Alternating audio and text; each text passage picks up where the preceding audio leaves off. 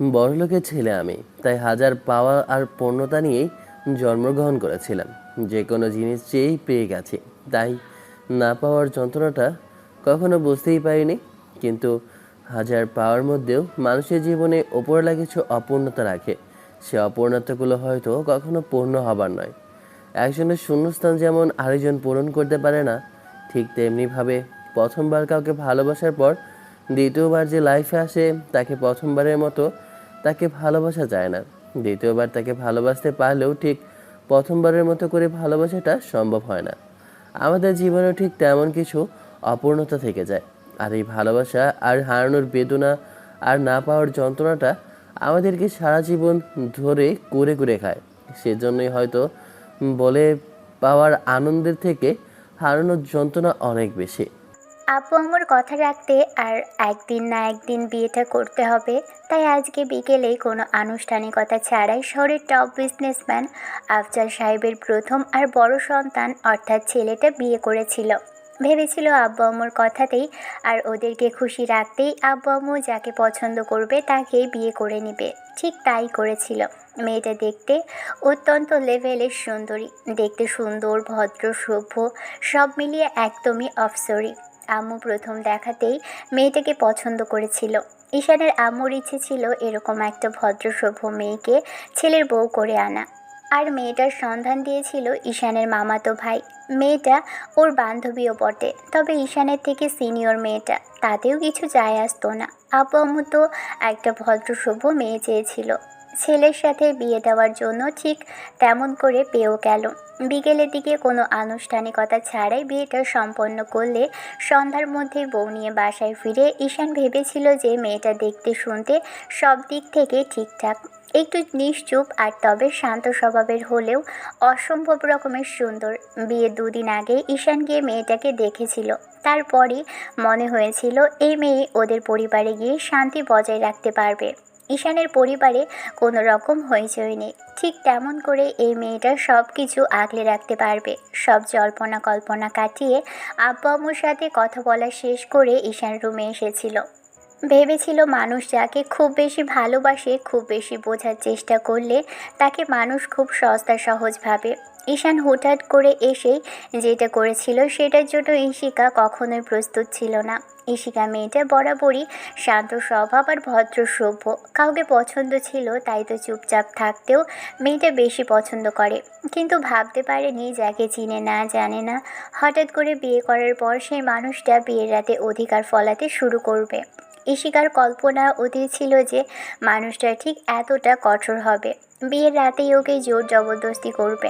হয়তো এই ঘনিষ্ঠ হওয়ার অধিকার লোকটার আছে, তারপরও লোকটার নামটা পর্যন্ত ভালোভাবে ঈশিকা জানতো না। কিন্তু যখন ওদের বিয়ে হলো তখন ঈশিকা বুঝতে পেরেছিল মানুষটার নাম ঈশান।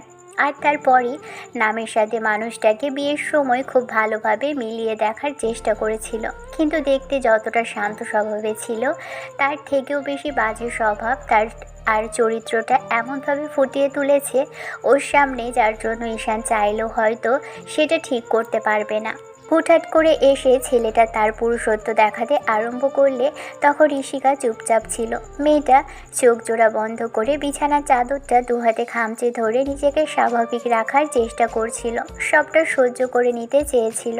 কিন্তু মিনিট পাঁচেক পরেই যে লোকটা ওর উপর থেকে উঠে যাবে আর ওকে তেমন কোনো পুরুষালী স্পর্শ করেনি।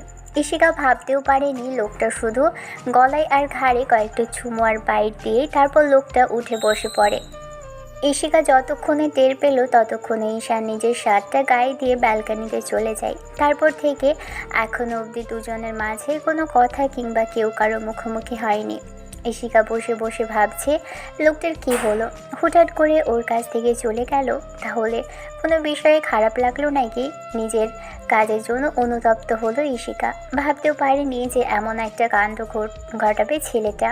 অন্যদিকে ঈশান ব্যালকনিতে দাঁড়িয়ে আছে, আকাশের দিকে তাকিয়ে দীর্ঘ নিঃশ্বাস ফেলল।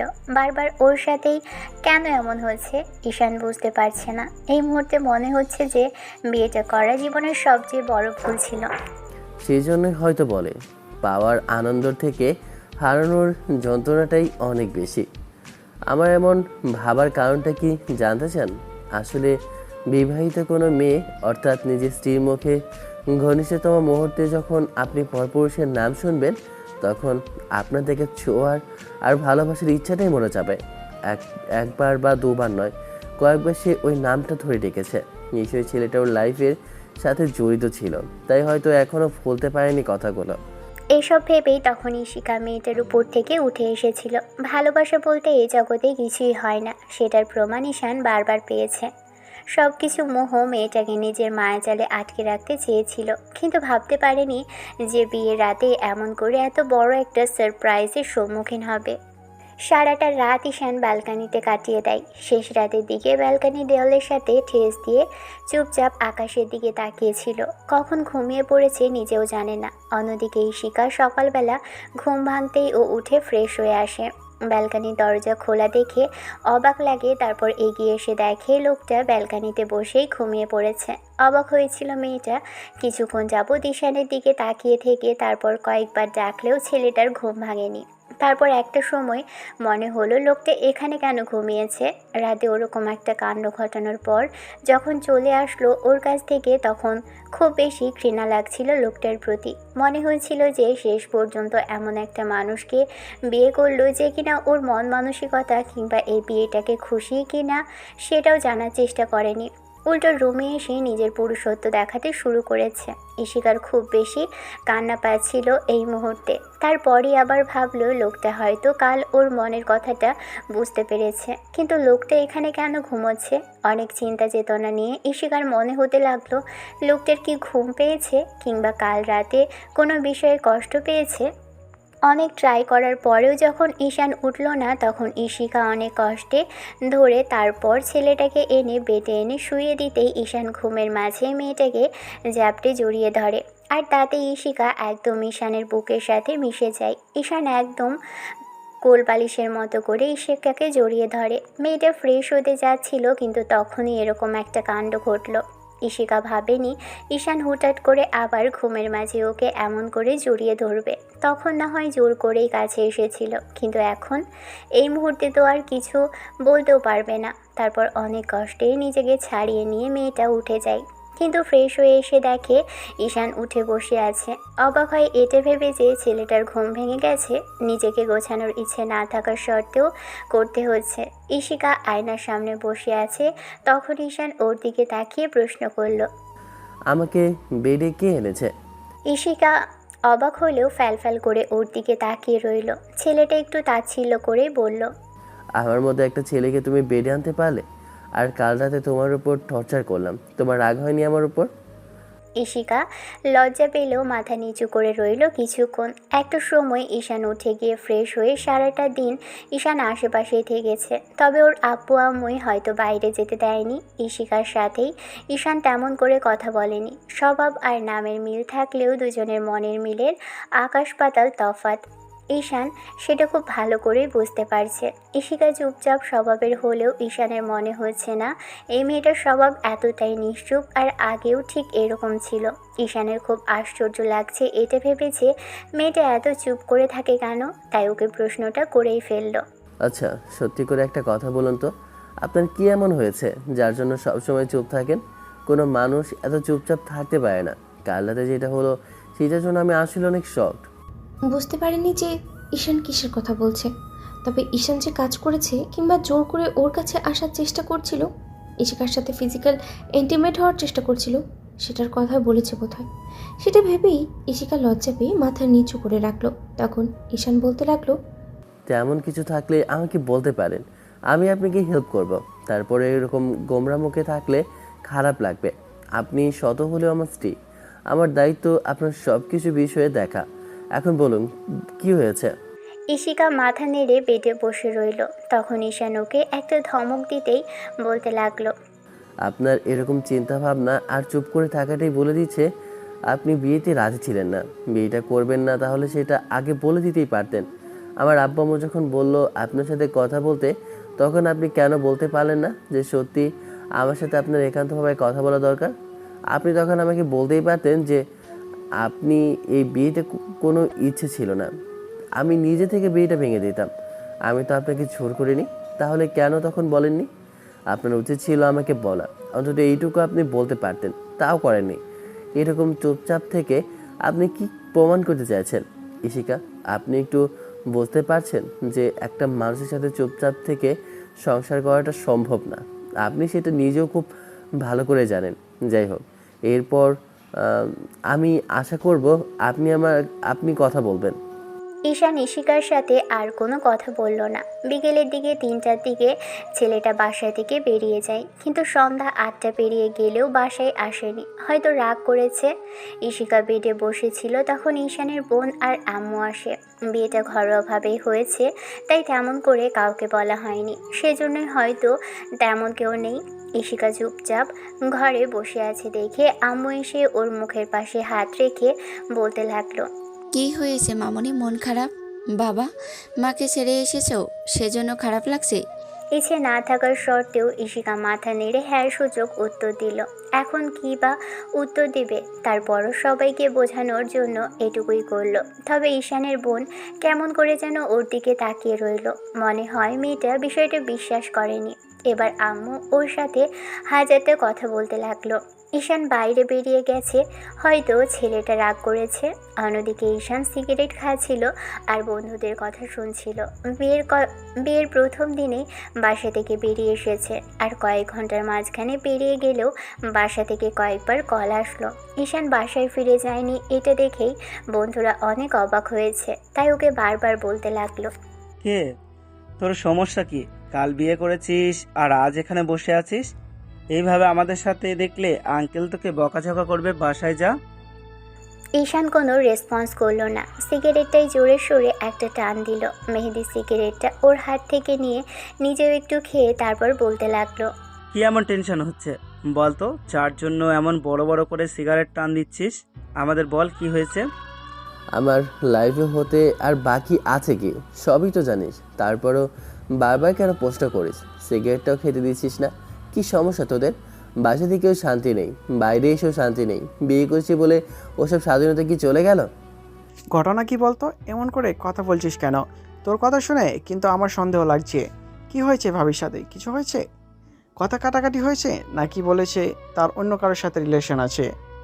সেটা বললেও বেঁচে যেতাম, কিন্তু এমন একটা পরিস্থিতির মুখে পড়েছি যার জন্য আর ইচ্ছে করছে না যে ওই বাসাতে ফিরে যেতে। আর ওই মেয়েটার মুখে এমন কথা শোনার আগে বুঝতে পারিনি এমন একটা পরিস্থিতিতে পড়বো। বারবার আমার সাথেই কেন এমন হচ্ছে বলতো? আমি কি এমন অন্যায় করেছিলাম? মানুষকে বিশ্বাস করা, ভালোবাসা, তার সাথে থাকতে চাওয়াটা, জীবনটা কারোর সাথে কাটাতে চাওয়া কি মানুষের জীবনে অনেক বড় অন্যায়? বল না। ঈশানের বন্ধুরা ওকে বোঝাতে লাগলো সব ঠিক হয়ে যাবে, মেয়েটা হয়তো একটু রাগী কিংবা হুটহাট করে বিয়ে হয়েছে। এসব বিষয় নিয়ে সবাই ঈশানকে বলতে লাগলো, কিন্তু মূল ঘটনাটা কেউ জানেও না, আর ঈশানও বলছে না। শেষে ঈশান একটা তাচ্ছিল্য করে কথা বলল, যেটা শোনার পর সবাই স্তব্ধ হয়ে গেল। হ্যাঁ, ঠিক হয়ে যাবে, ঠিকই বলেছিস। সব কিছু চাইলেই ঠিক হয়ে যায়। বিয়ের প্রথম রাতে যে মেয়ে স্বামীর সাথে ঘনিষ্ঠ মুহূর্তে অন্য পুরুষের নাম বারবার ডাকে, সে অন্তত আর যাই হোক আমার সাথে সব কিছু ঠিক করে নেওয়ার জন্য আসেনি। ঈশান কথাটা বলেই তাচ্ছিল্য করে হেসে সিগারেটে আরও 3-4টা টান দিয়ে শেষ করলো। তারপর আরেকটা ধরাতে যাবে, তখনই শুভ সেটা কেড়ে নিয়ে বলতে লাগলো, আর কত খাবি? এবার নিজে ক্ষতি হতে আরম্ভ করবে। মাঝে মধ্যে দুই একটা ঠিক আছে, কিন্তু আজকাল রোজ খেতে আরম্ভ করেছিস। এখন থেকে এটাই সাথী, আর এটা আমাকে ধোকা দেয়নি। তাছাড়া সবাই আমাকে ধোকা দিয়েছে। জোর করিস না, খেতে দে। অন্য বাজে কিছু তো আর মুখেও আনিনি, তাহলে এটা নিয়ে এত বাড়াবাড়ি কেন করছিস? তোরা জোর করিস না প্লিজ। তুই বলতে চাইছিস ভাবি অন্য কাউকে পছন্দ করতো, তার সাথে বিয়েটা না হয়ে তোর সাথে হয়েছে? এটা আবার বলা বলির কি আছে?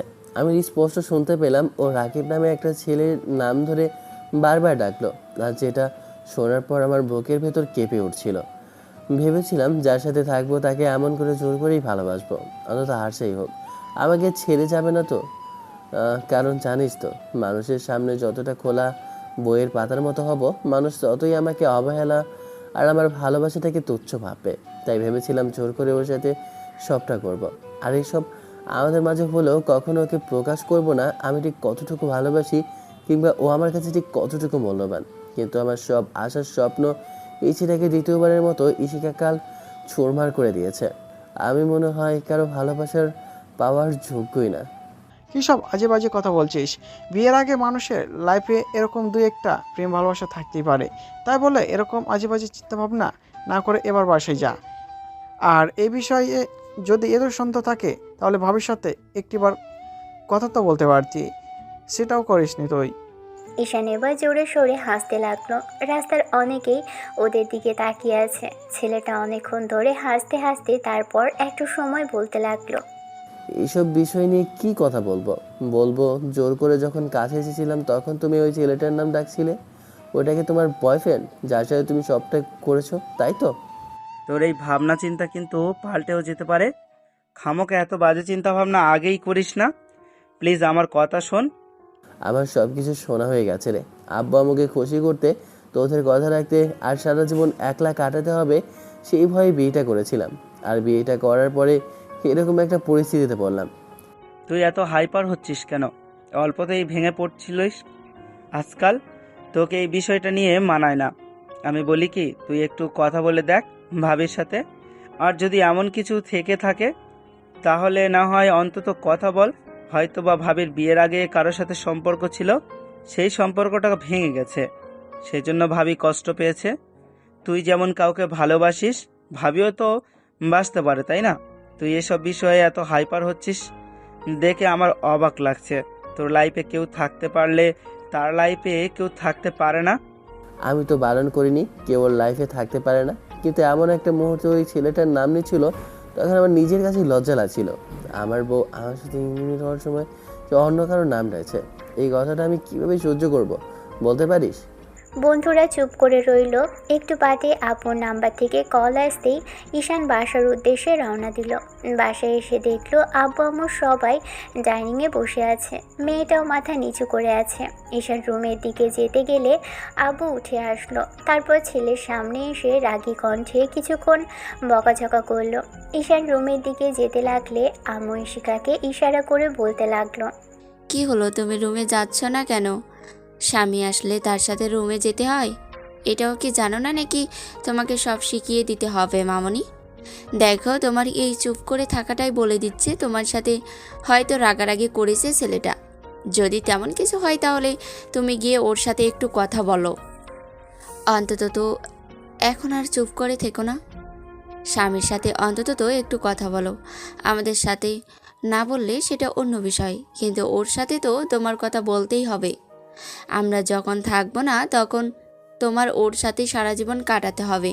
তাহলে এরকম চুপ করে থেকে কি প্রমাণ করতে চাইছো মামনি? ঈশিকা আর এক মুহূর্ত দেরি না করে উঠে গেল। তারপর তাড়াহুড়ো করে ঈশানের পিছন পিছন রুমে আসলো। এতক্ষণে ঈশান ওয়াশরুমে ঢুকে গেছে। ঈশিকা এসে একটা টাওয়াল হাতে নিয়ে দাঁড়িয়ে রইল। রাত 10টা বেজে গেছে, তারপরও ঈশান বাসায় আসছিল না।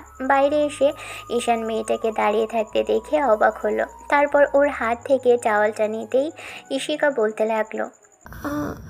আপনি কোনো কারণে রাগ করেছেন আমার উপরে? ঈশান ঈশিকার দিকে একবার তাকিয়ে থেকে তারপর একটু তাচ্ছিল্য করে হেসে বলতে লাগলো। কেন? আপনার এমন কেন মনে হলো? আমি কার ওপর রাগ করব? আর রাগ করার মতো আছেই বা কে? ঈশিকা কিছু বলবে তার আগেই ঈশান দেখলো মেয়েটার মুখটা কেমন শুকনো লাগছে। নিশ্চয়ই রাতের খাবার খায়নি, বাসার কেউই হয়তো ডিনার করেনি। আর মেয়েটা নতুন এই বাড়িতে, তাই খিদে পেলেও সেটা বলেনি। ঈশান টাওয়ালটা বেঁধে ফেলে দিয়ে বলতে লাগলো। ডিনার না করলে আসুন। ঈশান কথাটা বলতেই মেয়েটা ওর পিছন পিছন আসলো। এরই মাঝখানে আম্মু ডাইনিংয়ে সবার ডিনারের ব্যবস্থা করে ফেলেছে। ঈশান এসে বসতেই মেয়েটা দাঁড়িয়ে রইল। ঈশান একবার মেয়েটার দিকে তাকালো না। আম্মু ঈশিকাকে বসতে বললেই মেয়েটা ঈশানের পাশে গিয়ে বসলো। ঈশান চুপচাপ খেয়ে যাচ্ছে। এবার আব্বু বলতে লাগলো। নতুন বিয়ে করেছো, হুটহাট করে বিয়ে হলো, বউকে কিছুদিন সময় দাও, একটু বাইরে যাওয়াটা কমিয়ে দাও। বন্ধুদের সাথে আজ বাদে কাল আবার আড্ডা দেওয়া যাবে। তোমাকে বিয়ের জন্য ছুটি দিয়েছি, তার মানে এই না যে বন্ধুদের কাছে বিয়ে বসে থাকবে। আর হ্যাঁ, কয়েকটা দিন তোমাকে অফিসে যেতে হবে না। চাও তো কিছু আত্মীয় স্বজনের বাসায় গিয়ে ঘুরে আসতে পারো। কাউকে তেমন ইনভাইট করা হয়নি, আর কারোর সাথে তেমন করে যোগাযোগ করা হয়নি। যদি চাও তো এই সুযোগে হানিমুনটাও করে আসতে পারো। ঈশানের মধ্যে আপুর কথাতে কোনো পরিবর্তন নেই। মেয়েটা খেয়াল করে দেখলো ঈশান খেয়েই যাচ্ছে। তারপর খাওয়া শেষ হতেই ছেলেটা চলে আসলো, মেয়েটার পিছনে আসলো। ঈশান পেটের মাঝখানে বড় একটা কোলবালিশ নিয়ে তারপর শুয়ে পড়তেই ঈশিকা সেটা সরিয়ে পাশে রাখলো। মেয়েটার এমন কাজে ঈশান অবাক হলো। ঈশিকা কী চাইছে সেটা বুঝতে পারলো না। কাল রাতে জোর করে কাছে আসলো দেখে মুখে স্পষ্ট কষ্টের ছাপ দেখতে পেল, আর আজকে এরকম করে কোলবালিশটা সরিয়ে রাখছে। তাই ঈশান বলতে লাগলো, জোর করে যদি কালকের মতো আবারও কিছু করার চেষ্টা করি, খারাপ লাগবে না আপনার? ঈশানের এমন প্রশ্নের জন্য ঈশিকা হয়তো লজ্জায় কুঁকড়ে গেল। মেয়েটা কিছু বলতে পারলো না, মাথা নিচু করে রইল। তখন ঈশান বলতে লাগলো, অতিরিক্ত ভালোবাসা মানুষ ডিজার্ভ করে না, জানেন তো? যদি কাউকে খুব বেশি ভালোবাসতে চায় তাহলে সে দূরে সরে যায়। তাই জোর করে ছিলাম আপনার সাথে। ঈশান আর কিছু বলল না, চুপচাপ ঘুমিয়ে পড়ল। ঈশিকা অনেকক্ষণ চেষ্টা করেও ঘুমোতে পারেনি। তারপর উঠে ব্যালকনিতে গিয়ে দাঁড়িয়ে রইল। ঘুম আসে না আজকাল, ইচ্ছে করে না ঘুমোতে। তার উপর যে মানুষটার সাথে বিয়ে হয়েছে ওর মতোই একদম চুপচাপ, আর কীরকম যেন অস্বাভাবিক। ঈশিকা চুপচাপ চাঁদের দিকে তাকিয়ে রইল। বাকি রাত্রে আর ঘুমোতে পারেনি। ভোর রাতের দিকে নামাজে বসে অনেকক্ষণ কান্নাকাটি করলো। ঈশান স্পষ্ট শুনতে পেল কারো নাম বলছিল আজকেও মেয়েটা।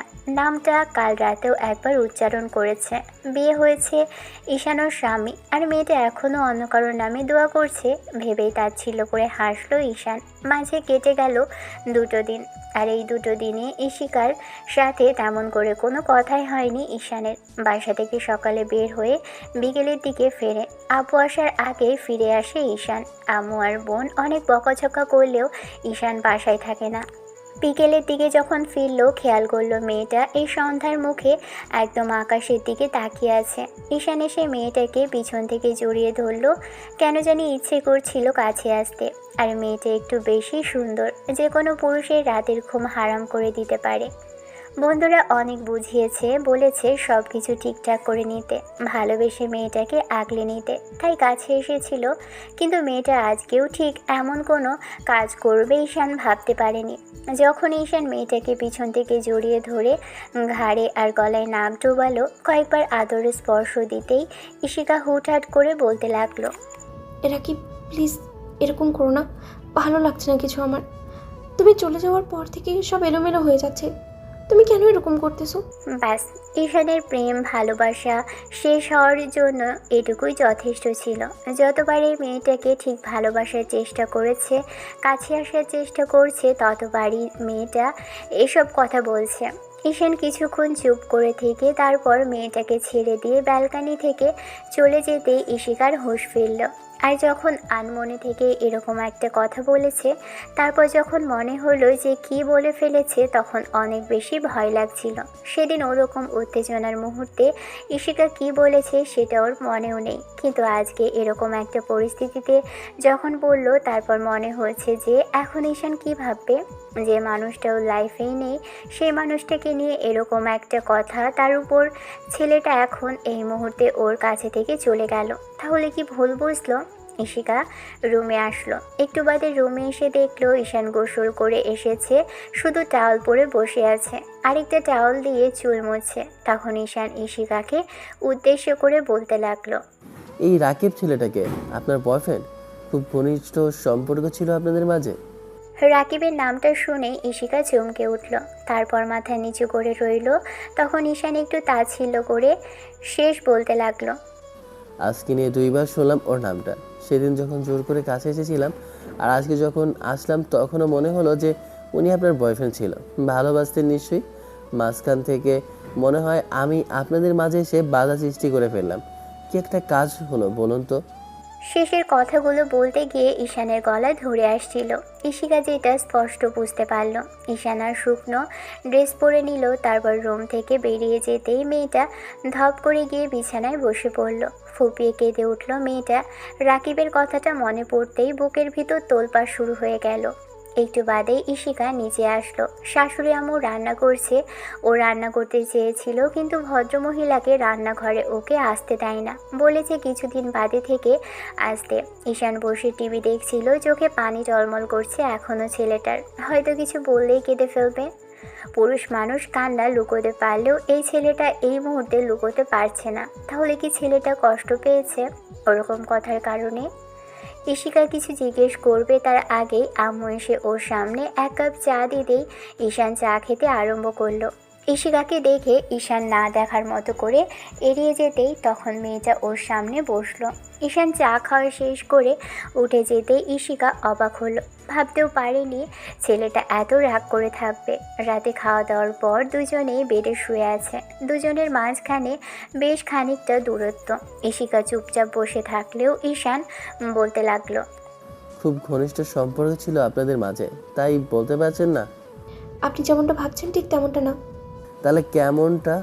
আমার বউ আমার সাথে হওয়ার পর বারবার করে অন্য পুরুষের নাম মুখে আনছে, সেটা আমি কি বুঝবো? তার সাথে ঠিক কতটুকু ঘনিষ্ঠ সম্পর্ক ছিল যার জন্য সে এখনও তাকে ভুলতে পারেনি, তাই বারবার করে তার নামটাই বলছেন। ইশিকা চোখ বন্ধ করে নিল, জোরে জোরে নিঃশ্বাস নিচ্ছে। মেয়েটা হয়তো কেঁদে উঠবে। ঈশান তার আগে ওর মুখের পাশে হাত রেখে বলতে লাগলো, আমি কান্না করার মতো কিছু বলিনি। আমি হয়তো আপনার জন্য কঠোর, জানি না আপনি কেন বিয়েতে রাজি হয়েছেন। যদি বিয়েটা না করার ইচ্ছেই থাকতো তাহলে বলতে পারতেন। জোর করে কেন আপনার সাথে আমার বিয়ে দেওয়া হলো? আমি জানি না আপনার মতো আমার লাইফে কিছু ছিল কি না, কিন্তু এখন আমি সেটা ভুলে গিয়ে নতুন করে শুরু করার চেষ্টা করলাম, কিন্তু সেটা হচ্ছে না শুধু আপনার এসব কথার কারণে। তবে মনে হয় না আপনি কখনো আমাকে ভালোবাসতে পারবেন। আমি কারো ভালোবাসা ডিজার্ভই করি না, কারো থেকে আর আশাও করি না। তবে ভয় পাবেন না, আমি আপনার দায়িত্ব থেকে এড়িয়ে যাব না কখনো। মাঝে কেটে গেল একটা মাস। এই একটা মাসে ঈশান খেয়াল করেছে যতবার ইশিকার কাছে আসার চেষ্টা করেছে আর দু একটা চুমু দিতেই মেয়েটাকে দূরে সরানোর চেষ্টা করেছে। ঈশানের প্রথমে কেমন সন্দেহ হয়েছিল, মনে হয়েছিল মেয়েটা ওকে বোকা বানাচ্ছে, তাই হয়তো বারবার ওকে দূরে সরানোর চেষ্টা করছে। কিন্তু পরক্ষণেই যখন পুরো একটা মাস কেটে গেল আর বারবারই ইশিকা ঘোরের মাঝে কিংবা ঘুমের ঘোরে এরকম কথা বারবার বলতে লাগলো, তখন আর ঈশানের বোঝার বাহিরে রইল না যে রাকিব নামে ছেলেটা ইশিকার বয়ফ্রেন্ড ছিল। এসব কথা শোনার পর ঈশানের ভিতরে তোলপাড় চলছিল। এমনিতেই বুকের ভিতরটায় মনে হাহাকার কাজ করে। ঈশান ভেবেছিল বিয়ে করবে আর বউকে জোর করে কাছে টেনে নিয়ে নিজের জোর জবরদস্তি ভালোবাসায় আটকে রাখবে, কিন্তু জোর করে তো কাউকে আটকে রাখা যায় না। ঈশান এখন সেটা ঠিকই বুঝতে পারছে। এক মাসের মাথায় সেদিন ঈশান সকালবেলা অফিসে যাওয়ার জন্য তৈরি হচ্ছিল। ঠিক তখনই ইশিকা এসে ওর সামনে দাঁড়ালো। ঈশান মেয়েটার হাত ধরে টেনে সামনে আনলো। মেয়েটা অবাক হলো না, কারণ ছেলেটা প্রায়ই এরকম করে। ঈশান এক হাতে ইশিকার কোমর জড়িয়ে ধরে নিচের সাথে মেশালো। এরপর মেয়েটার হাতে টাই ধরিয়ে দিতেই ইশিকা সেটা বাঁধতে লাগলো। তবে সম্পর্কের কোনো উন্নতি নেই দুজনের মাঝে। ঈশান জানে ইশিকা ওকে ভালোবাসতে পারবে না, তারপরও চেষ্টা করছে মেয়েটাকে জোর করে নিজের কাছে আগলে রাখার। মায়া জন্মে গেছে কিনা কিন্তু কখনো প্রকাশ করা হয়নি মেয়েটাকে ওর প্রতি ঠিক কতটুকু মায়া আছে। ঈশান ইশিকার কোমরে হাত বোলাচ্ছিল আর বারবার গালে চুমু দিচ্ছিল। ইশিকার কোনো রেসপন্স করছে না। অন্য কোনো মেয়ে হলে এতক্ষণে হয়তো লজ্জায় শেষ হয়ে যেত, কিন্তু এই মেয়েটা কোনো রেসপন্সই করে না। ইশিকার টাই বাঁধা শেষ হওয়ার আগেই ঈশান ওর ঠোঁটের সাথে ঠোঁট মেলালো। তারপর কয়েক মুহূর্ত ওর ছেড়ে দিতেই ওর ঘাড়ের গলায় নাক ডোবাতেই মেয়েটা চুপচাপ দাঁড়িয়ে রইল। একটু বাদেই ঈশানের শার্টের কলারটা আঁকড়ে ধরতেই ঈশান অবাক হলো, কারণ এই প্রথমবার এরকমটা করলো। অন্যদিন হলে সবটা মুখ বুজে সহ্য করে নেওয়ার চেষ্টা করে। ঈশান ভাবলো অন্তত আর যাই হোক এই মুহূর্তে এমন কিছু প্রকাশ করবে না যার জন্য আজ মেয়েটা থেকে দূরে সরে যেতে বাধ্য হবে। মেয়েটার শরীরের স্মেলটা ঈশানকে পুরো পাগল করে দিচ্ছিল। ছেলেটা কিছুক্ষণ যাবৎ ইশিকার গলায় আর ঘাড়ে চুমু খাওয়া হলে ওর বুকের উপর থেকে আলতো করে শাড়ির আঁচলটা ফেলে দিল। মেয়েটা চোখ মুখ খিচে বন্ধ করে নিল। সাথে সাথে ঈশান ওর বুকের উপর কয়েকটা চুমু খেতেই মেয়েটা হুটহাট করে ওর বয়ফ্রেন্ডের নাম অর্থাৎ সেই ছেলেটার নাম বলে ফেলে, আর এমনভাবে বিরক্তি প্রকাশ করে যার জন্য মনে হচ্ছিল ঈশান ওর কেউই না। কথাটা ভাবতেই ঈশান মেয়েটাকে সজোরে ধাক্কা দিয়ে সরিয়ে দেয়। সাথে সাথে ইশিকার ঘোর কাটতেই ও কিছু বলার আগে ঈশান একটা গ্লাস সজোরে ছুঁড়ে মেরে বলতে লাগলো, থাকছো তুমি আমার সাথে, আমি তোমার হাজব্যান্ড, আমি তোমার কাছে আসি, তোমাকে আদর করছি, জোর খুশি চাইছে তাই করছি। আমার অধিকার আছে জোর করে ভালোবাসার, আর তুমি বারবার ওই ছেলেটার নাম মুখে আনছো। কি সমস্যা কি তোমার? আমার সাথে থাকতে ইচ্ছা করে না, নাকি আমি জোর করি বলে আমাকে তোমার ধর্ষক মনে হয় ইশিকা? আমি কি মানুষ না? প্রতিনিয়ত তুমি ওই ছেলেটার নাম বলে যাচ্ছ। আমি জিজ্ঞেস করার পরে বলোনি কি সমস্যা তোমার? আমি খারাপ ঠিক আছে, কিন্তু তোমার প্রতি আমার একটা ভালো লাগা আছে, একটা চাহিদা আছে। আমি সেটা পূরণ করতে চাই, কিন্তু তুমি আমাকে কাছেই আসতে দাও না। আমি ভেবেছিলাম প্রথম কয়েকটা দিন তুমি আমার সাথে মজা করছো, হয়তো দিন শেষে সব ঠিক হয়ে যাবে, কিন্তু না, তুমি এটা ইচ্ছে করে করছো, তাই না? কারণ ওই ছেলে তোমার মনে আছে, আর তাকে তুমি মন থেকে সরাতে পারছো না, তাই না? ঈশান কথাগুলো বলতেই ইশিকা মাথা নিচু করে রইল। ঈশান ওকে একটা জোরে সোরে ধমক দিয়ে বলতে লাগলো, আমার কোনো ভালোবাসা নেই। আমি এমন করেই কাছে আসি, ইচ্ছে হলে থাকো আমার সাথে, আর না হলে চলে যাও এখান থেকে। কোনো দরকার নেই তোমাদের। আমি একটা স্বার্থপর দেহলোভী, তাই তোমাকে বিয়ে করেছি, ঠিক না? তাই জোর করে বারবার কাছে আসি। বুঝতে পারো না? চলে যাও আমার লাইফ থেকে, কাউকে দরকার নেই আমার। ঈশান বাসা থেকে বেরিয়ে গেলে দুপুরেও ছেলেটা ফেরেনি। ইশিকা বুঝতে পারলো আজকে ঈশান কতটুকু কষ্ট পেয়েছে তখনকার কথার জন্য, কিন্তু ছেলেটার কথা কেন এতবার ভাবছে? ইশিকা চায় না ওই ছেলেটাকে মনে করতে, যে নিজে থেকে চলে গেছে তাকে ভুলে যেতে চায়, কিন্তু আদৌ কি ওকে ভোলা সম্ভব? কই, ইশিকা তো পারছে না। ঈশান নিজের লাইফের কথা বলেছে, একটা মেয়েকে ও ভালোবাসতো, আর যে মেয়েটা ওকে ঠকিয়েছে। ইশিকা মনোযোগ সহকারে শোনেনি। ঈশান সেটা খুব ভালো করেই জানে। ওর কোনো কথাই যে মেয়েটা ভালো করে শোনে না সেটা ঈশানের অজানা কিছু নয়। ঈশান টায়ার্ড হয়ে গেছে এই একটা মাসে। একটা মানুষের নাম বারবার শুনতে শুনতেই ওর এখন হিংসে হচ্ছে যে নিজের বউয়ের মুখে বারবার করে পরপুরুষের নাম শুনছে। সে কি করে সব সহ্য করবে? পৃথিবীর কোনো পুরুষের পক্ষেই সম্ভব না। আপনি কাউকে ভালোবাসতেই পারেন, কিন্তু অন্যজনের সাথে বিয়ে হলে বিয়ের পর যদি বউয়ের মুখ থেকে বারবার অন্য পুরুষের নাম শোনেন, সেটা সহ্য করতে পারবেন না। একটা মেয়ে যেমন তার একান্ত ব্যক্তিগত পুরুষের থেকে অন্য কোনো মেয়ের সম্পর্কে প্রশংসা শুনতে পারে না, তেমনই একটা পুরুষও তার ব্যক্তিগত নারীর থেকে কোনো পুরুষের কথা বারবার শুনতে পারে না। ঈশান দুপুরে খেতেও আসলো না, আর কল করে ওকে বলেনি খেয়ে নিতে। সারাটা দিন ইশিকা রুমে শুয়ে কান্না করেছে। বুঝতে পারছে না ওর সাথে কি হচ্ছে। সব কিছু ঠিকঠাক করে নিতে চেয়েছে, তাহলে কেন পারছে না? ইশিকার লাইফে কেউ থাকতে পারে, ঈশানের লাইফে কেউ ছিল না, সেটা ছেলেটা প্রকাশ করেছে, সত্যিটা বলে দিয়েছে। তাহলে কেন ওকে মেয়েটা ভালোবাসতে পারছে না? নাকি জোর করে বারবার ওর কাছে আসে বলেই মেয়েটা ওকে ঘৃণা করে? কথাগুলো ভেবেই সারাদিন ঈশান আর বাসায় যায়নি। এদিকে ওদিকে ছুটে বেড়ালেও মনের দিক থেকে কোনো শান্তি পাচ্ছে না। শান্তি জিনিসটা সেদিনই উড়ে গিয়েছিল যেদিন রিয়া ওকে ঠকিয়েছিল। যাই হোক, দুপুর গড়িয়ে বিকেল হতেই আকাশটা কালো হয়ে আসলো। 3টের দিকেই ঝুম বৃষ্টি শুরু হলো, আর বৃষ্টিতে চোখে জল লুকোনোর একটা অদ্ভুত রকমের ক্ষমতা আছে ইশিকার। ইশিকা কাউকে দেখতে দিবে না চোখের পানিটা, তাই ছাদে এসে 1 ঘন্টা যাবৎ বৃষ্টিতে ভিজেছে। তারপর যখন জোরে জোরে বাজ পড়ছিল তখন ভয় পেয়ে নিচে নেমে যায়। আর যতক্ষণে শুকনো কাপড় পরে ততক্ষণে ঠান্ডা লেগে গেছে মেয়েটার, কিন্তু বুঝতে পারছে যে শরীরটা খুব কাঁপছে, হয়তো ঠান্ডায় এরকম হয়েছে। ঈশান বাসায় আসে রাত 10টার পরে।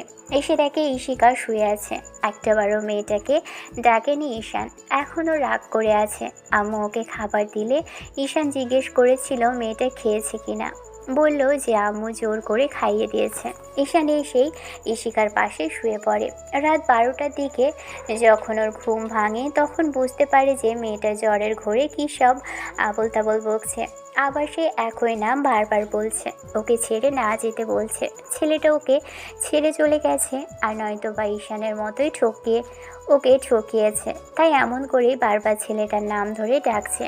কিন্তু এই মুহূর্তে হঠাৎ রাতে কখনো ঘুমের ঘোরে তেমন করে বলেনি, তাহলে আজ কি হলো? কথাটা ভেবে ঈশানের মনে হলো মেয়েটা একটু বেশিই খুসখুস করছে। এসি চালানো, তার মধ্যেও কেমন যেন ঘেমে নিয়ে একাকার হচ্ছে, আর সেটা চাদর সরিয়ে দেখতে পেল ঈশান। মেয়েটার এমন অবস্থা দেখে ঈশান রাগ করে থাকতে পারল না। তাড়াহুড়ো করে উঠে বসে মেয়েটার গালে কপালে হাত দিয়ে বুঝতে পারল যে অনেক বেশি জ্বর এসেছে, হয়তো শরীর খারাপের কারণেই এরকম কিছু হয়েছে। ঈশান এক মুহূর্ত দেরি করলো না, তাড়াহুড়ো করে মেয়েটাকে কয়েকবার ডাকলো। কিন্তু তাতেও কাজ হলো না। রাত 12টার বেশি বাজে। আব্বু আম্মু ঘুমিয়ে পড়েছে। এখন মেয়েটাকে কিভাবে এই পরিস্থিতি থেকে বের করবে?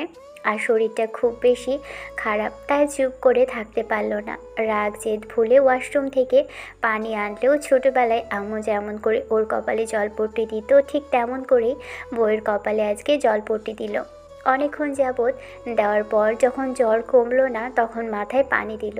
ওয়াশরুম থেকে পানি এনে অনেকক্ষণ মাথায় পানি ঢাললেই কিছুটা জ্বর কমলো। তারপর বুঝতে পারে পরে ইশিকার শরীরটা ভিজে গেছে। ঈশান শাড়ি পরাতে তেমন করে পারে না। তারপর মেয়েটার ড্রেসটা চেঞ্জ করে দেওয়ার ইচ্ছে না থাকার সত্ত্বেও চেঞ্জ করে দিল। ঠান্ডায় কাঁপছিল মেয়েটা। ঈশান ওকে একটা 3 পিস পরিয়ে দেয়। তারপর কিছুক্ষণ পাশে বসে থেকে ভাবে জ্বরটা কমে গেছে।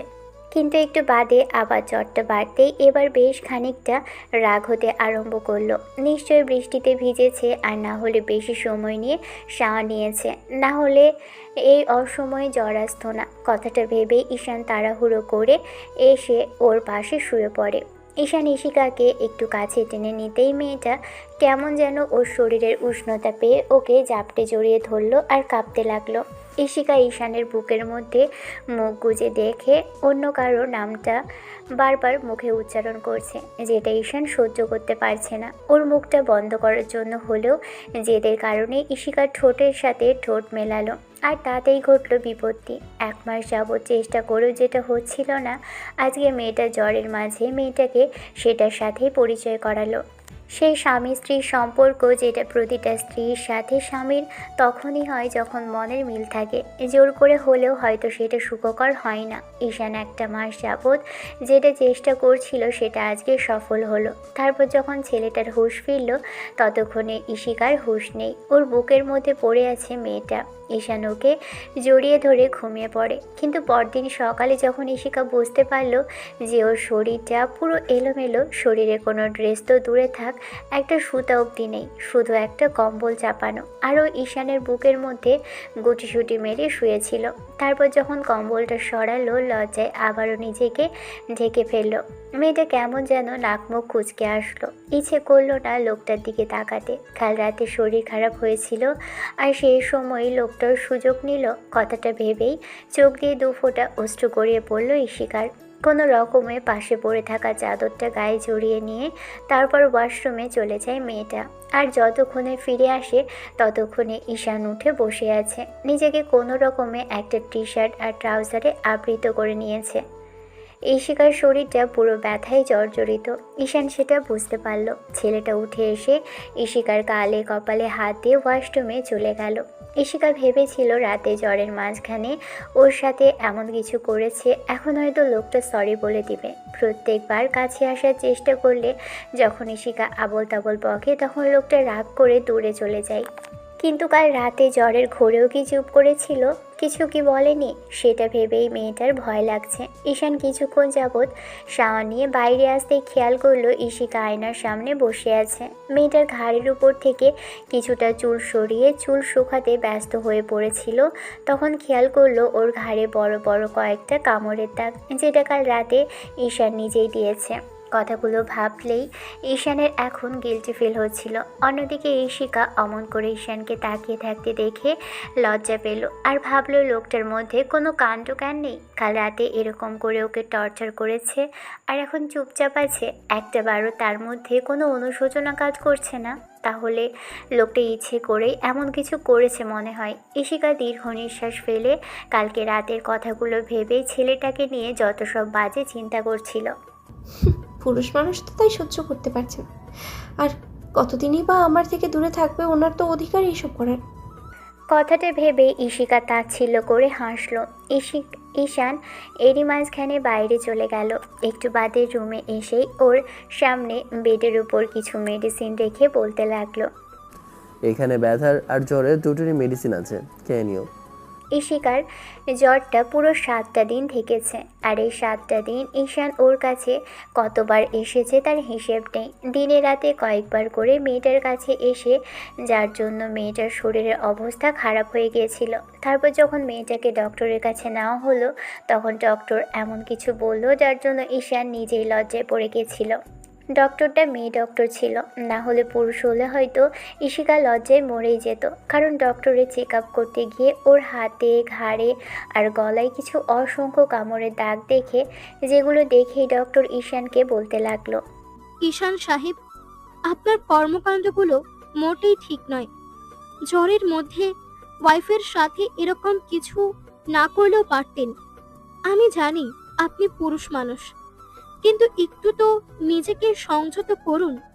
অসুস্থ স্ত্রীর ওপর এমন করে বারবার নিজের পুরুষত্ব দেখাচ্ছেন, এটা পুরো কোনো পুরুষত্ব দেখানো নয়। ভালোবেসে আগলে রাখাটাও পুরুষের পরিচয় দেয়া হয়। সব সময় জোর করে কাছে আসাটা কিন্তু খুব বেশি ভালো দেখায় না। আশা করি আপনি বুঝতে পেরেছেন আমি কি বলতে চাইছি। নেক্সট টাইম স্ত্রীর সাথে জোর জবরদস্তি করবেন না।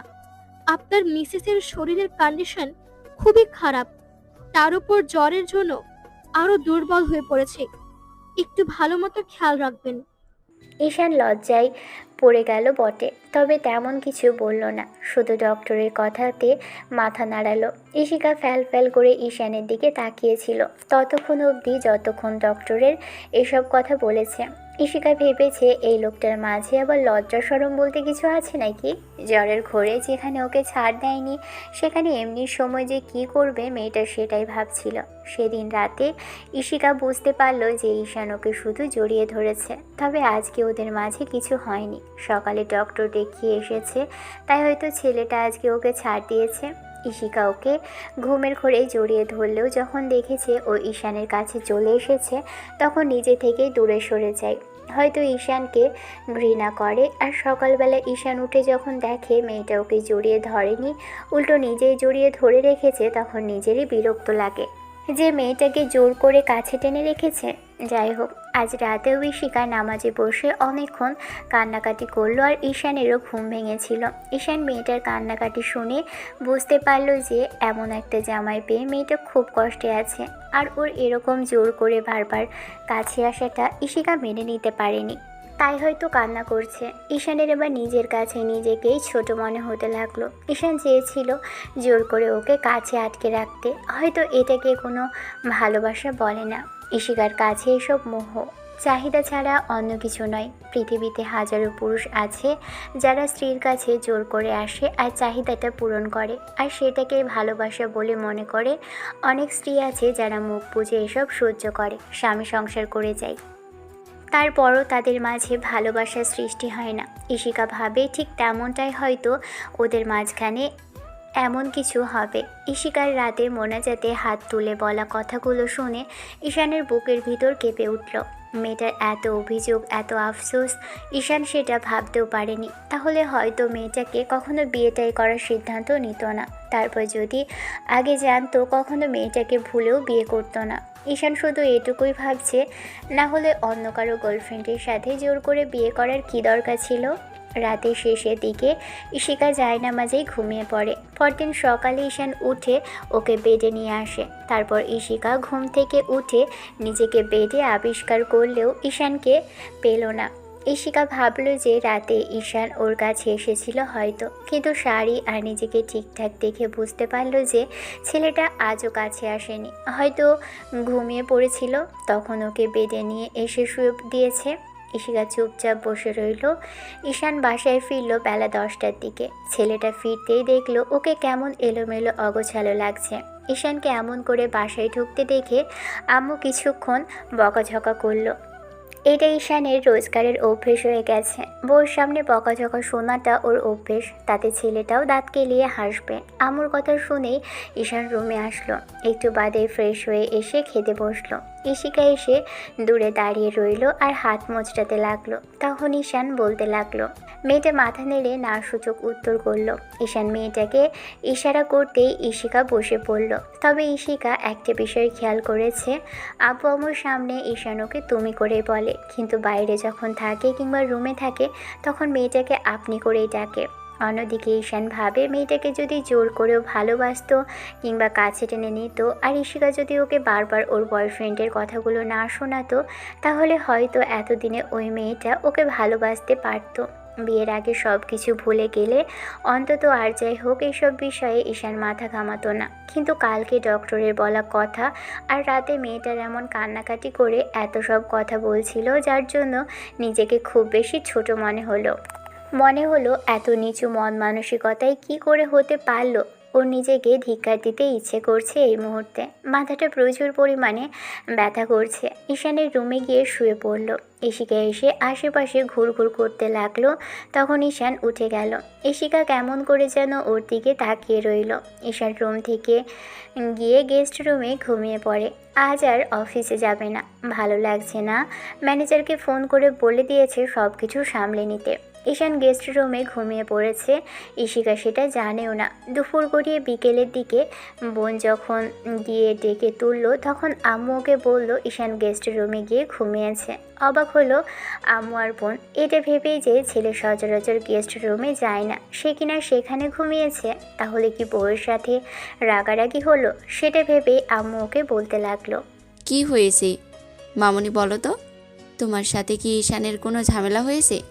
কয়েকদিন যাবৎ দেখছি ছেলেটা মন খারাপ করে আছে, আর তুমিও তেমন করে কথা বলছো না। নিশ্চয়ই ছেলেটা তোমার উপর রাগ করে আছে, তাই না? দেখো মামনি, স্বামী স্ত্রীর মধ্যে রাগ অভিমান হতেই পারে, তাই বলে এরকম চুপ করে থাকলে কিন্তু সেটা সম্পর্কের জন্য ক্ষতিকারক হয়।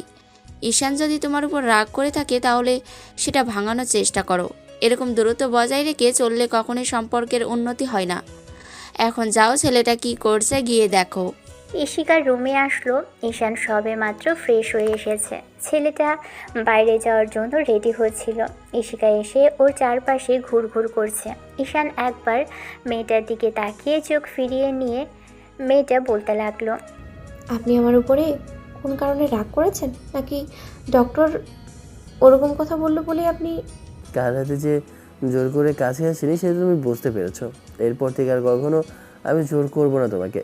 তবে একটা কথা, আসলে আমি চেয়েছিলাম তোমাকে আমার কাছে জোর করে আটকে রাখতে, আর তুমি চেয়েছো যাকে ভালোবাসা তাকে ফিরে পেতে।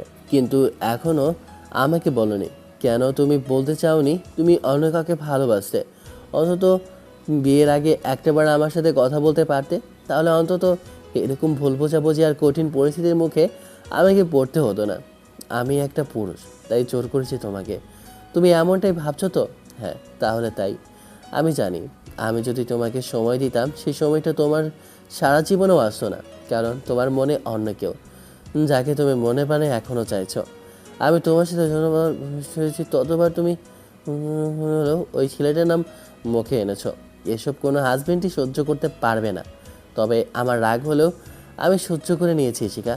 আমি জানি আমাকে নিয়ে তোমার অনেক অভিযোগ, অনেক আফসোস তোমার জীবন নিয়ে, কিন্তু এই আফসোসটা তোমার বেশি দিন থাকবে না। খুব শীঘ্রই তোমার জীবনটা সুন্দর হয়ে উঠবে। দেখো, মাঝখান থেকে জোর করে আমি তোমার কাছে আসলাম, তোমার সাথে জোর জবরদস্তি করলাম। এইটা হয়তো আমি তোমাকে ফিরিয়ে দিতে পারবো না, কিন্তু আমি তোমার কাছে হাত জোর করছি। যেটা হয়েছে তার জন্য আমি খুবই লজ্জিত। আমি বুঝতে পারিনি জোর করে নিজের স্ত্রীকে কাছে রাখা যায় না, তবে তাকে ভালোবাসাও যায় না। যাই হোক, আর জোর জবরদস্তি করা কোনো সমাধানও না। আমি একজনকে হারিয়েছিলাম, তো তাই ভেবেছিলাম তোমাকে জোর করে কাছে রেখে দেবো, অন্তত হারিয়ে না যাও সেই ভয়। কিন্তু আবার ভয়টা শেষ হয়ে গেছে ইশিকা। যে থাকার এমনিতেই থাকবে, আর যে চলে যাবার তাকে জোর করে আটকে রাখা যাবে না।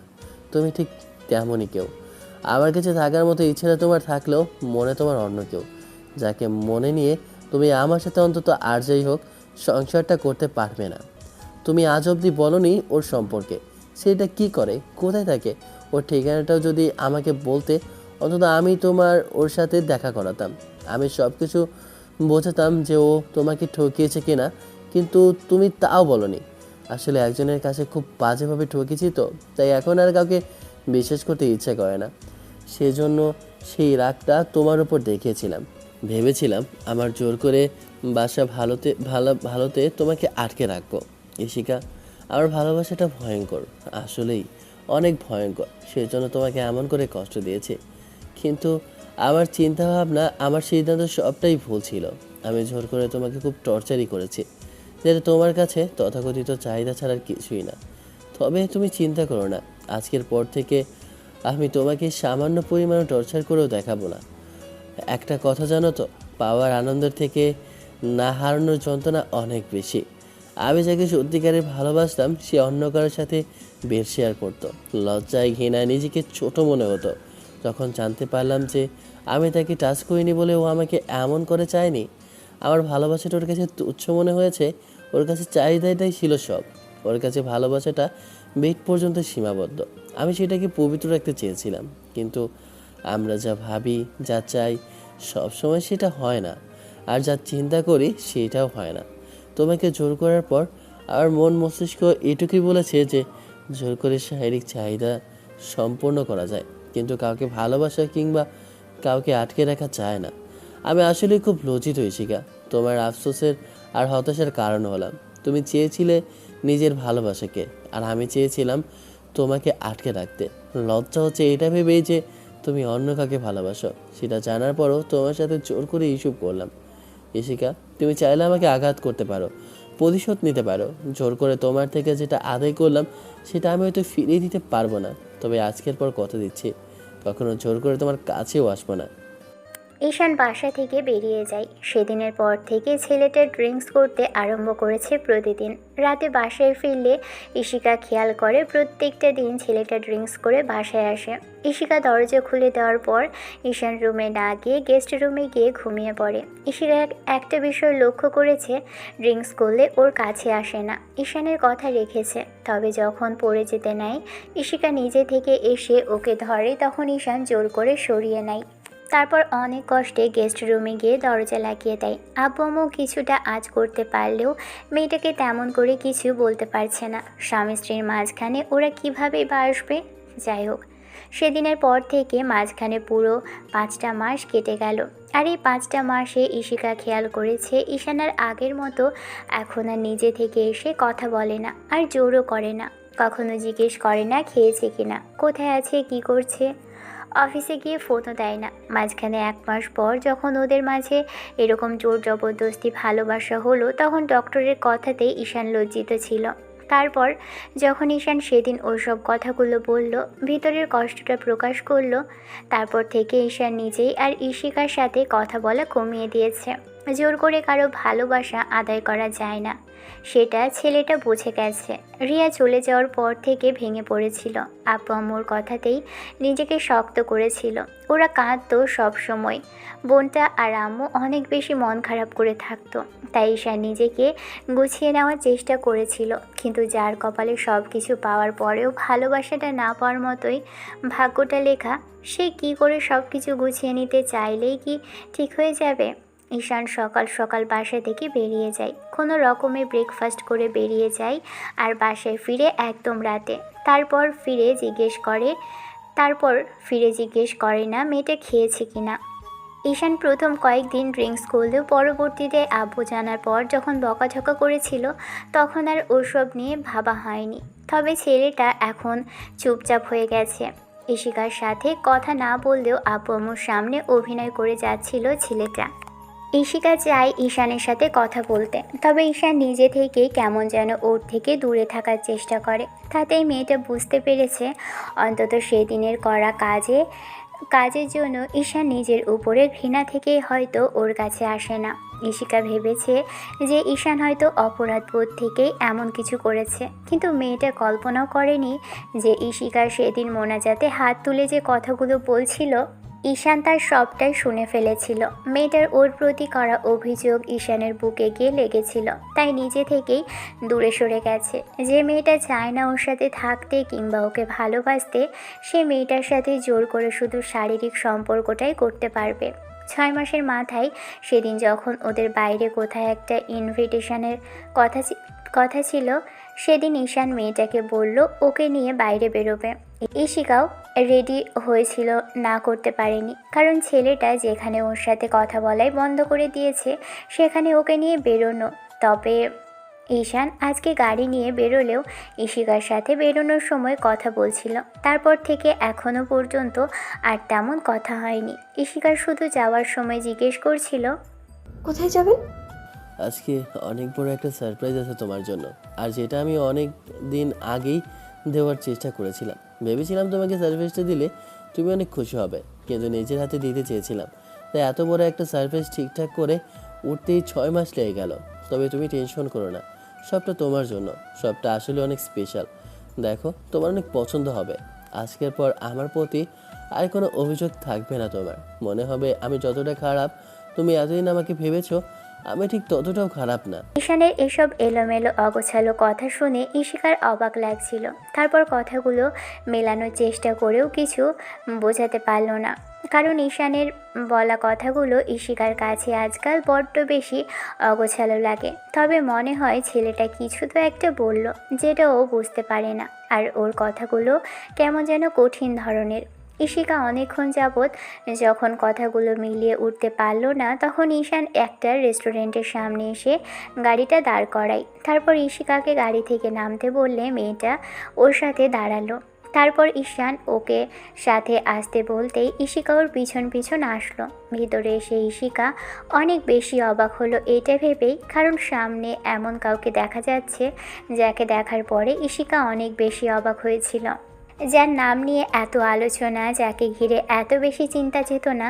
ঈশিকা তাকেই দেখতে পাচ্ছে সামনে। ছেলেটার সামনে একটা জায়গায় বসে আছে।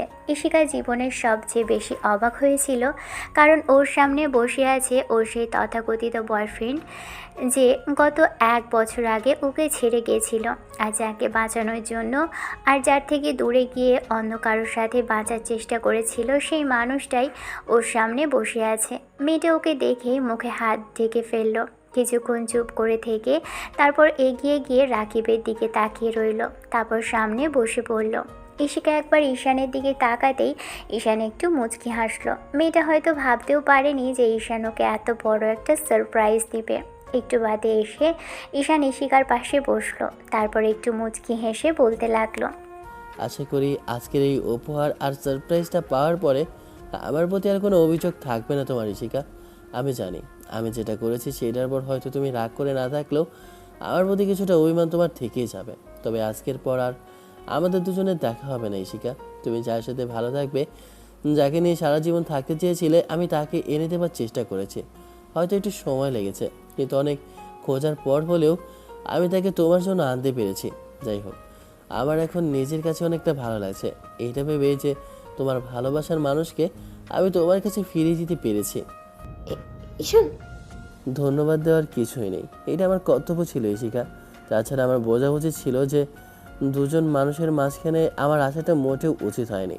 যাদের মাঝখানে আগে থেকে ভালোবাসাটা গভীর, তাদের মাঝখানে এসে আমি অনেক বড় ভুল করে ফেলেছি। তাই হয়তো আমাকে শাস্তিযোগ্য পেতে হলো। তবে মানুষটার কাছে তোমাকে ফিরিয়ে দিতে পেরে আমার অনেক ভালো লেগেছে। আর রাকিব সাহেব, আপনি অনেক ভাগ্যবান যে এমন একটা ভালোবাসার মানুষকে পেয়েছেন, যে কিনা আপনাকে জীবনের সবচেয়ে বেশি ভালোবাসে। আমার সাথে বিয়ে হবার পরও মেয়েটা আপনার নামটা একটা মুহূর্তের জন্য বলেনি, সবসময় আপনার নাম বলেছে। তাতে আমি বুঝতে পেরেছি আমি নেহাতি আপনাদের মাঝে একটা ধূলিকণার ন্যায় আর বাধা হয়েছিলাম। চেয়েছিলাম যে আপনাদের এক করে দিতে। ঈশান, আমি জানি তুমি আব্বু আম্মুর কথা বলবে, আমি বুঝিয়ে নিব সবাইকে। তোমার আব্বু আম্মুকে বোঝানোর দায়িত্ব আমার। তোমরা এখান থেকে চলে যাবে, তারপর ওরা আমাকে যা ইচ্ছা তাই করবে। কি আর করবে, বয়স তো থাপ্পড় মারবে, এসব কোনো কথা নয়। তাছাড়া ভালোবাসার মানুষদেরকে আমি মিলিয়ে দিতে পেরেছি, সেটাই আমার কাছে অনেক।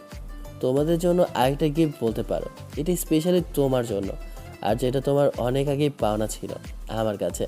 তবে সবটা গোছাতেই আমার একটু সময় লেগে গেল। আর রাকিবের ঠিকানাটা আমি পাচ্ছিলাম না। অনেক চেষ্টা করেছি, তোমার বান্ধবীদের সাথে যোগাযোগ করেছি, ওরা আমাকে জানিয়েছিল। ওদের সাথে যোগাযোগ করে আমি বুঝতে পারি ছেলেটা কোথায় থাকে, কি করে। আর তারপরেই ওর সাথে যোগাযোগ করে। প্রথমে আসতে চাইছিল না, বলছিল যে আমার সাথে বিয়ে হওয়ার পর তুমি সুখে আছো, কিন্তু যে মানুষের সাথে তুমি থাকো আমি জানি সে মানুষটার প্রতি তুমি কখনোই খুশি নও। তাই আমি ওকে রাজি করিয়েছিলাম এখানে আসার জন্য। তোমার আব্বু আর ভাইয়ের কথা ভেবো না, আমার সাথে তেমন করে ঝামেলা করতে পারবে না। তোমরা ভয় পেও না, তোমরা আজকে এখান থেকে চলে যাবে, আর যাবার আগে তোমরা বিয়েটা করে নেবে, কেমন? বিয়ে মানে কি বলছেন আপনি? আমি আপনার স্ত্রী ঈশান, আর আপনি বলছেন কিনা আমি ওনাকে বিয়ে করব? কেন করবে না? যার সাথে সারা জীবন কাটাবে তাকে বিয়ে করতে হবে না? তার সাথে থাকতে হলে তো অবশ্যই একটা পবিত্র সম্পর্কের দরকার আছে। ঈশান, আমি জানি তুমি ওকে ভালোবাসো, আর ঠিক কতটুকু ভালোবাসো সেটা আমার বোঝার বাইরে নয় ইশিকা। আমি বুঝতে দেরি করেছি, তার জন্য আন্তরিকভাবে দুঃখিত। আমি তো বললাম তোমার প্রতিশোধ নেওয়ার হলে যে কোনোভাবে নিতে পারো। আমার কাছে প্রতিশোধ নেওয়ার মতো আর কিছু বাকি নেই ইশিকা। আমার মূল্যবান কিছু নেই যেটা থেকে তুমি প্রতিশোধ নিয়ে খুব বেশি খুশি হতে পারবে। তবে আমার থেকে চলে গিয়ে রাকিবের সাথে তুমি খুশি থাকবে, সেইটার জন্য আমি অনেক খুশি। আজকের পর তুমি আর আমাকে দেখতে পাবে না, কারণ আমার সাথে তোমার দেখা হবে না। তোমরা দূরে কোথাও চলে যাবে, যেখানে আমার কালো ছায়াটাও থাকবে না ইশিকা। ঈশান হাতের কাগজটা ইশিকার হাতে দিয়ে তারপর একটা কলম এগিয়ে দিতেই মেয়েটা অবাক হলো এটা ভেবে যে সামনে থাকা কাগজটা তথাকথিত ওদেশে আলাদা সেপারেট হওয়ার সেই কাগজটা, যেটাকে ডিভোর্স পেপার বলে সবাই চেনে। কাগজটা হাতে নিয়ে ইশিকার বুকের ভিতরে কাঁপতে লাগলো। ঈশানের মুখে একটা অদ্ভুত রকমের হাসি ফুটে আছে। এই হাসির পিছনে যে ঠিক কতটুকু কষ্ট লুকিয়ে আছে ইশিকা সেটা বুঝতে পারছে খুব ভালো করে। তারপরও কিছু বলছে না।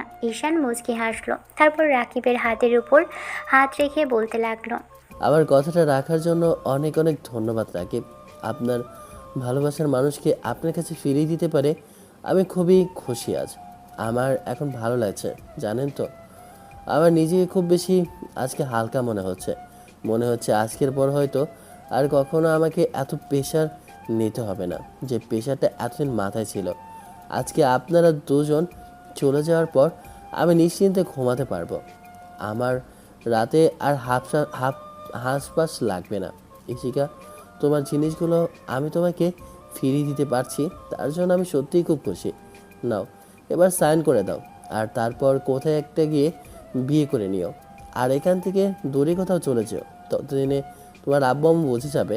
আর আমি রাকিবকে একটা চাকরির ব্যবস্থা করে দিয়েছি, ও চাকরিটা করলে তোমাদের তেমন কোনো সমস্যা হবে না। ভালো থাকবে তোমরা ইশিকা, যদি পারো আমাকে মাফ করে দিও। ঈশান কথাটা বলে হেসেই পার্সটা নিয়ে একটা দীর্ঘ নিঃশ্বাস ফেলে উঠে দাঁড়ালো। তারপর যখন ঈশান সামনে পা বাড়াতে যাবে কেউ পিছন থেকে ওর হাত টেনে ধরলো। ঈশান বুঝতে পারলো না কি হচ্ছে, মনে হলো রাকিব ছেলেটা ধন্যবাদ জানাবে তাই আটকে দিয়েছে। কিন্তু ঈশান পিছন ফিরে দেখলো ইশিকা উঠে দাঁড়িয়েছে। মেয়েটার চোখে পানি ছলছল করছে। কিছু বললেই হয়তো ইশিকা কান্না করে দিবে খুশিতে। এবার ঈশান হাসার আগেই ইশিকা যেটা করলো সেটার জন্য ঈশান প্রস্তুত ছিল না। ইশিকা হুটহাট করে এসে জাপটে জড়িয়ে ধরে, যেটা ঈশানের কখনো কল্পনাতেও আসেনি। মেয়েটা ওকে জড়িয়ে ধরলো কেন, এটা ভেবেই অবাক লাগছে ঈশানের। ইশিকাকে জোর করে ছাড়ানোর চেষ্টা করলেই ইশিকা কান্না করতে করতে বলতে লাগলো, আপনি কি ভেবেছিলেন আমি আপনাকে ছেড়ে চলে যাব? আপনি ওকে আমার কাছে এনে দিলেই আমি ওকে ভালোবেসে ওর সাথে মিলেমিশে একাকার হয়ে যাব?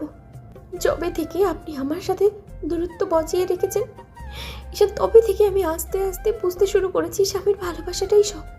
আপনার আমার প্রতি চাহিদাটা থাকলেও আমার কাছে আপনার সেই চাহিদাটা ছিল ভালোবাসা। যখন দূরত্ব বাড়ালেন তখন আমার কাছে মনে হচ্ছিল যে আপনার আমার মাঝে আকাশ পরিমাণ দূরত্ব, যে দূরত্বের কারণে আপনি আমার কাছে আসেন না। আপনি আমাকে ভুল বুঝেছেন ঈশান।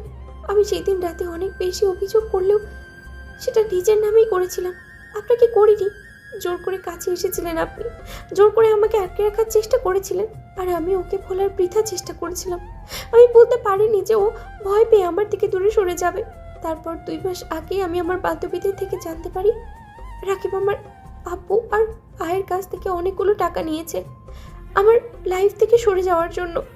আমাদের রিলেশনের মাঝে ওকে হাতটা পর্যন্ত ধরতে দেয়নি, সেই জন্য ওর অনেক অভিযোগ ছিল আমার প্রতি। আমি চেয়েছিলাম পবিত্রভাবে ওকে ভালোবেসে কাছে পেতে, কিন্তু ও চেয়েছিল আমার কাছ থেকে টাকা পয়সা আর আমার শরীরটা নিয়ে খেলা করতে, যেটা আমি হতে দেইনি। আমার আব্বু আম্মু বুঝতে পেরেছিল, তাই হয়তো ওকে ডেকে টাকা পয়সার অফার করতেই সেগুলো নিয়ে চলে গেছিল। যতদিনে বুঝতে পারলাম ততদিনে আপনার কষ্টের কারণ আমি হয়েছি। কতগুলো মানুষকে কষ্ট দিয়েছি। একে আব্বু আম্মুর সাথে আমি ওর জন্য অনেক বেশি মিসবিহেভ করেছি, লড়াই করেছি। এসব নিয়ে খারাপ লাগতো। প্রতি রাতে আপনি আমার থেকে দূরে থাকতেন, গেস্ট রুমে গিয়ে ঘুমাতেন। আমি বলতেও পারতাম না নিজের করা কাজের জন্য। এরকম একটা লজ্জাজনক বিষয়ের জন্য নিজেকে ছোট মনে হতো। বারবার ভাবতাম আর একটাবার যদি আপনি আমার কাছে আসেন, আপনাকে আমি নিজের মনের কথাগুলো বলে দেব। স্বামীর ভালোবাসাটাই যে মেয়েদের জন্য সব, আমি এই দিনগুলোতে সেটা বুঝে গেছি।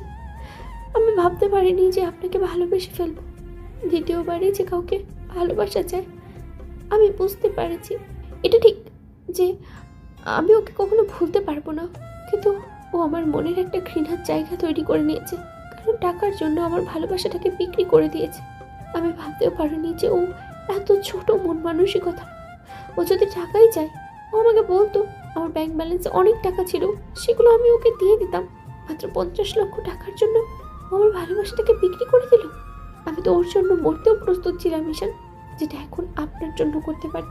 আর আপনি এসেছেন সেই লম্পট আর চরিত্রহীন যে টাকার কাছে নিজের ভালোবাসাটাকে বিক্রি করে দিতে পারে, তার কাছে আমাকে ফিরিয়ে দিতে। আমি জানি আপনি না বুঝেই করেছেন এসব। আমি আমি এসব কিছু চাই না ঈশান। কিন্তু তুমি তো আমার কাছে থেকে সুখী নও ইশিকা। তোমার তো আমাকে নিয়ে অনেক অভিযোগ মেয়ে। আমি একজন ভেঙে চুরে যাওয়া মানুষ। আমিও কাকে ভালোবেসেছিলাম, সেও আমাকে ঠকিয়েছে। মেয়েটা আমাকে ঠকিয়ে অন্য কারো কাছে চলে গেছে। সে হয়তো আমার কাছ থেকে টাকা পয়সা নিয়ে চলে গেছে, আরও তোমাকে তোমার বাবা ভাইয়ের কাছে বিক্রি করে দিয়ে গেছে। দেখেছো কপালটা কেমন আমাদের। আমি সবসময় ভাবতাম যে আমার সাথেই তোমার মিল আছে, হয়তো মনের মিল নেই, কিন্তু স্বভাব চরিত্র আর চুপ করে থাকার অদ্ভুত এক মিল আছে। আর আজকে বুঝতে পারছি যে ঠকে যাওয়ার মিলটাও আমাদের মাঝে রয়েছে। তারপর আমি বলছি ইশিকা, তুমি আরেকবার ভেবে দেখো, এখনও সময় আছে। ও ভুল করেছে, প্রাণের মায়াও তো থাকতে পারে। তাই হয়তো তখন টাকা নিয়ে দূরে সরে ছিল, এখন তো তোমার কাছে ফিরে এসেছে। দেখো এখন ওর লাইফ সেটেল। এতগুলো টাকা নিয়ে ও তো আর হারিয়ে যায়নি, তোমার কাছে ফিরে এসেছে। কিন্তু কিন্তু এমন ফিরে আসার কোনো দরকার নেই ঈশান। আমার ওকে চাই না, আমার ভাবনা গেছে। আপনি কেন বুঝতে পারছেন না? যবে থেকে বুঝতে পেরেছি ওর কাছে আমার ভালোবাসার মূল্য ছিল না, টাকার মূল্যই বেশি ছিল, তখন তখন থেকেই ঘৃণা করতে শুরু করেছি। নিজের প্রতি অতিরিক্ত বিরক্ত আর তিক্ততা থেকে আপনাকে বলতে পারিনি ঈশান। আমি জানি না আপনি বুঝে সবটা করেছেন, তারপরেও আমার মনে হচ্ছে এগুলো সম্পূর্ণ বৃথা। আপনি আমার লাইফে না থাকলে আমি হাজার ভালোবাসা অন্য কারণ এনে দিলে আমি সেটাকে খুশি নই ঈশান। আপনার ওই জোর করে কাছে আসার ভালোবাসাটাই আমার চাই। জোর করে বারবার এইটা ওইটা জিজ্ঞেস করা, আমার প্রতি খেয়াল রাখা, রাতে আমাকে বুকে নিয়ে ঘুমানো, এসব যে আমি অনেক মিস করি ঈশান। এই ছোট্ট পাওয়াটা যে আমার কাছে অনেক বেশি মূল্যতা। ঈশান, আমি বুঝতে পেরেছি দ্বিতীয়বার কাউকে ভালোবাসা চায়। প্রথমবার ঠকে যাওয়া মানুষগুলোর জন্য আরেকটা ঠকে যাওয়া মানুষ থাকে। যেমন আমি আপনার লাইফে এসেছি। ঈশান, প্লিজ আমাকে এখানে রেখে যাবেন না। আমি ডিভোর্স চাই না ঈশান। এই 6টা মাসে আমি শুধু আপনাকেই চেয়েছি, ভালোবেসেছি। আপনাকে বুঝতে পারিনি। চুপ করে থাকাটা যে সমাধান নয়, আমি সেটা কয়েকটা দিন আগেই বুঝতে পেরেছি। বলার চেষ্টা করেও লজ্জায় বলতে পারিনি আপনাকে ঠিক কতটুকু ভালোবাসি। আমার কিচ্ছু চাই না ঈশান। আপনার এই ছোট্ট বুকে আমার শুধু একটা আশ্রয় চাই। প্লিজ আমাকে এখান থেকে নিয়ে যান। আমাকে ওর মতো লম্পটের কাছে কেন ফিরিয়ে দিতে এসেছেন আপনি?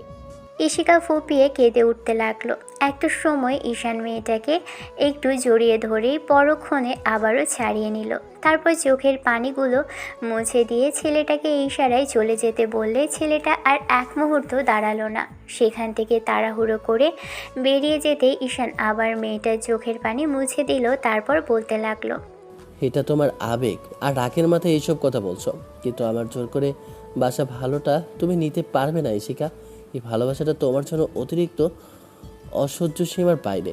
আমার ভালোবাসাটা যে অত্যন্ত ভয়ঙ্কর। আমার ওকে চাই না। আমি অনেক ভেবে দেখেছি আর ভাবতে চাই না। আমি শুধু আপনাকে চাই। আপনার ওই রুডলি বিহেভিয়ার ভয়ঙ্কর ভালোবাসাটাই আমার জন্য খুব বেশি প্রয়োজন ঈশান। আপনি জোর করে আমাকে কেন কাছে টেনে নেন না এখন? ইশিকা কথাগুলো বলেই ফুপিয়ে উঠতে লাগলো। ঈশান মেয়েটার মুখের দুপাশে হাত রাখলে পাগলিটা ওকে জাপটে জড়িয়ে ধরলো। ঈশান ভাবতেও পারেনি যে প্রথমবার কারো কাছে ঠকে গিয়ে দ্বিতীয়বার কোনো ঠকে যাওয়া মানুষের কাছে আবার ভালোবাসা পাবে। এমন একটা সারপ্রাইজ ওর জন্য অপেক্ষা করছে, সেটা ঈশান কল্পনাও করতে পারেনি। মেয়েটা ওকে এত ভালোবাসে সেটা কখনো বলেনি। ঈশান ইশিকাকে বুকের মাঝে শক্ত করে জড়িয়ে ধরল। মাথায় কতক্ষণ চুমু দিয়েছে জানে না। মিনিট 5 পরেই লোকজনের শোরগোল আর হাততালির শব্দে যখন দুজনের ঘোর কাটল, তখন ইশিকা লজ্জা পেয়ে ওকে আর একটু শক্ত করে জড়িয়ে ধরে।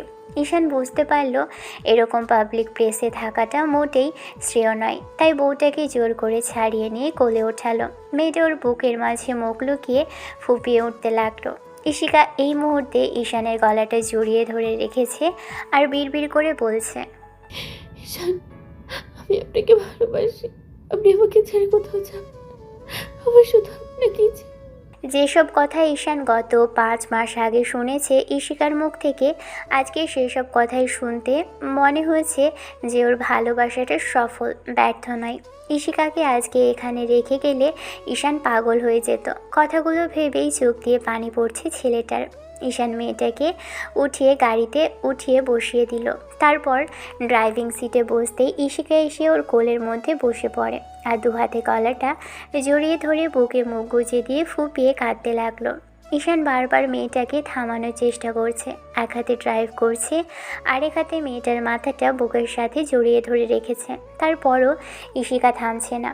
বেশ কিছুটা সময় পর ঈশান একটা নির্জন জায়গায় এসে গাড়িটা থামিয়ে দেয়। তারপর ইশিকাকে ছাড়িয়ে নিয়ে চোখের পানি মুছিয়ে দিয়ে ওর চোখের পাতায় দুটো কিস করতেই ইশিকা জোরে জোরে নিঃশ্বাস নিয়ে ঈশানের কপালে কপাল ঠেকিয়ে বলতে আরম্ভ করে, আমাকে ছেড়ে কোথাও যাবেন না স্যার আপনি। না পাগলি, কোথাও যাবো না। এখন তো তোমাকে আদর করব, অনেক বেশি আদর করব, আবার বউ পাখিটাকে। আপনি আপনি যা খুশি করতে পারেন, তারপর আমাকে ছেড়ে যাবেন না প্লিজ। আমি আপনাকে ছেড়ে থাকতে পারি না। ঈশান ইশিকার ঘাড়ে আর গলায় নাক ডোবালো, সাথে সাথে ইশিকা ওর চুলগুলো আঁকড়ে ধরল। ঈশান বেপরোয়া হয়ে উঠল মিনিট 5 মধ্যেই। ইশিকা বুঝতে পারল যে ঈশান এখন আর বাড়ি যাওয়া পর্যন্ত অপেক্ষা করতে পারছে না, এখানেই ওকে আদরে ভালোবাসায় ভরিয়ে দেবে। সেদিন যখন ঈশান মেয়েটার বুকের উপর থেকে শাড়ির আঁচলটা সরিয়েছিল, ঠিক তেমন করেই আজকে নিজেই ওর বুকের উপর থেকে শাড়ির আঁচলটা সরিয়ে দিল। তারপর ঈশান মুখটা ওর বুকে গুজে দিতেই ইশিকা ওর চুলগুলো শক্ত করে চেপে ধরতেই ঈশান ওর বুকে চুমু খেলো। ইশিকা হাঁসফাঁস করতে লাগলো আর জোরে জোরে নিঃশ্বাস নিতে লাগলো। আশেপাশে থেকে মাঝে মধ্যে 2-1টা গাড়ি যাচ্ছে, তাই ঈশান বলতে লাগলো, বেবি প্লিজ ব্যাক সিটে চলো। ইশিকা লজ্জায় লাল হয়ে গেল। ঈশান মেয়েটাকে জোর করে ব্যাক সিটে নিয়ে গেল। আর তারপর যেটা হবে সেটা ওদের মাঝে থাকাই ভালো। দেখা হচ্ছে ভালোবাসাময় আরও কোনো গল্প নিয়ে পরবর্তী কোনো স্টোরিতে। ততদিন পর্যন্ত সুস্থ থাকবেন, ভালো থাকবেন, আমাদের সাথেই থাকবেন। ধন্যবাদ। আল্লাহ হাফেজ।